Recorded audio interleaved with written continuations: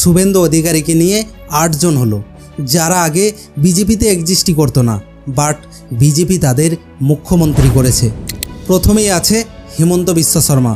ইনি আগে কংগ্রেসের ক্যাবিনেট মিনিস্টার পর্যন্ত ছিলেন, বাট 2015 সালে তিনি বিজেপিতে যোগ দেন এবং 2021 সালে বিজেপি তাকে আসামের মুখ্যমন্ত্রী করে।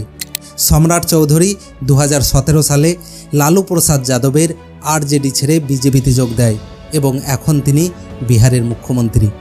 অরুণাচল প্রদেশের পেমা খান্ডু কংগ্রেসের মুখ্যমন্ত্রী থাকা অবস্থাতেই 2016 সালে বিজেপিতে যোগ দেয় এবং 2019 সালে বিজেপি তাকে পুনরায় মুখ্যমন্ত্রী করে। ত্রিপুরার কারেন্ট সিএম মানিক সাহা 2016 সালে কংগ্রেস ছেড়ে বিজেপিতে যোগ দেয় এবং 2022 সালে বিজেপির মুখ্যমন্ত্রী হয়। মণিপুরের এন বীরেন সিং কংগ্রেস ছেড়ে 2016 সালে বিজেপিতে যোগ দেয় এবং তার ঠিক 1 বছর পর দলকে ক্ষমতায় এনে 2017 সালে মুখ্যমন্ত্রী হয়। ঝাড়খণ্ডের অর্জুন মুন্ডা 2000 সালে জেএমএম ছেড়ে বিজেপিতে যোগ দেয় এবং 2003 সালে বিজেপির মুখ্যমন্ত্রী হয়।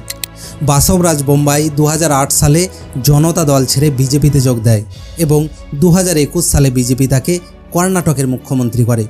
সুতরাং বুঝতে পারছেন, ট্যালেন্ট থাকলে আপনি যেখানেই যাবেন সেখানেই সফলতা পাবেন।